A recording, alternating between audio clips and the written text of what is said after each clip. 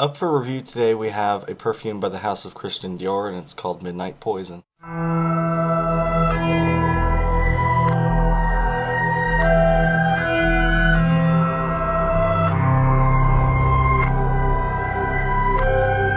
Midnight Poison was launched in the year of 2007, and it's considered an oriental woody fragrance. First off, what I like to do in my videos is get the most obvious thing out of the way. So the most obvious thing with Midnight Poison is going to be the fact that most people consider this a masculine fragrance. As a matter of fact, some women don't like it just because it's so masculine on their skin. With this poison release being the most simple as far as notes go, I feel that this poison has the most complexity per note and the greatest amount of contrast. When this fragrance was launched, it came with a whole bunch of different stuff in its lineup. It came with a shower gel, a body cream, a deodorant, a pure perfume that you could buy, an extrait de parfum. I feel like Midnight Poison, having a very small amount of notes, contains the most complexity per layer. The ad campaign was supposed to revolve around a Cinderella-esque theme. I'll go ahead and throw an ad up right now.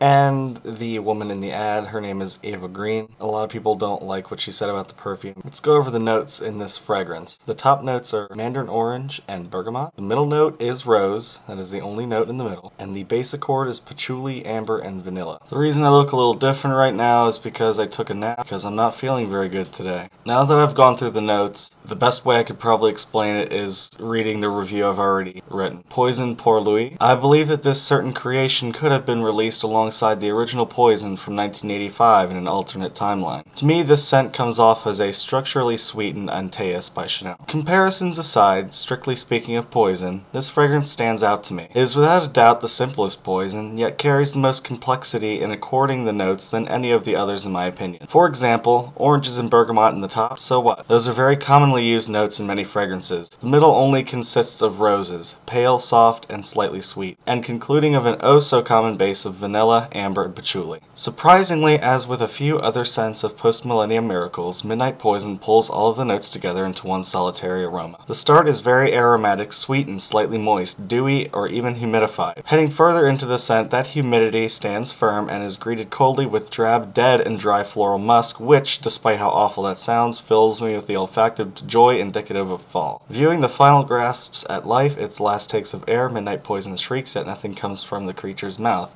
Dusty woods with a dissipating powdery sweetness are all that's left upon conclusion. A misunderstood man, often taken as a malnourished woman, Midnight Poison. Let's go ahead and throw a spray on a card just so I can give you some initial impressions. I know I've already gone over my review, but let's go ahead and spray this on a card just so I can sit down with it and talk about it for a few minutes while it develops. As you can see, the sprayer is amazing. Now while this is drying down on paper, let's go ahead and get to the bottle and box design. When you purchase this, you're going to get it in a box. When you purchase your Midnight Poison, it's going to come in a very dark blue box, which is likened to the bottle. We'll get into that in a second. You have a... Can you focus, please? Here we have Midnight Poison by Dior. It's an eau de parfum vaporizer spray.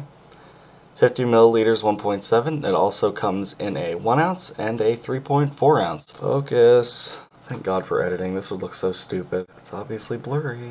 On the back, for some reason, they decided to put in really bold letters, natural spray. You also have your barcode, and I don't know if that code on top is the batch code. I could be wrong. Let me look all over the box real quick. Turns out that was not the batch code. This right here is the batch code.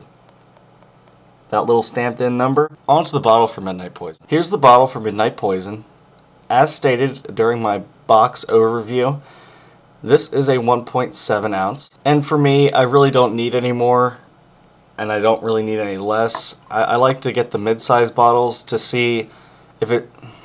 Why'd you go out of focus? I like to get the mid-sized bottles to really spend time with it and decide if I like it or not. Now what's odd about the Midnight Poison bottle is that on the bottom, instead of a sticker like the new Poisons have, this is also printed, which is strange because Dior's new formulations of all their Poisons started once they started putting stickers on here.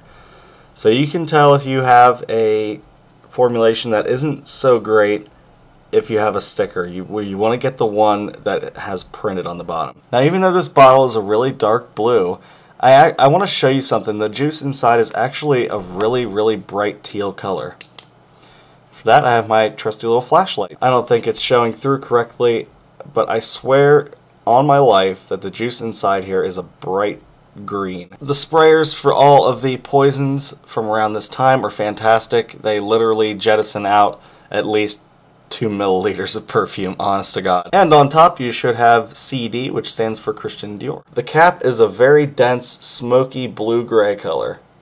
Sort of reminds me of the color of the Bleu de Chanel bottle. Let's take a look at that scent that we sprayed on the card before we took a look at the bottle and box. This scent is both heavy, light, spicy, and fruity, all at the same sort of time. It's even a tad crisp. The olfactive experience this would remind me of would be a fantasy world full of moldy, wet leaves. Age group for this, whether you're a man or a woman, try to be over 20 and try to be out of high school. If you're going to be around younger people, this is going to come off rather heavy. This is not a playful scent. This is a serious business scent. Season: fall, winter, spring, summer evenings, cooler summer evenings.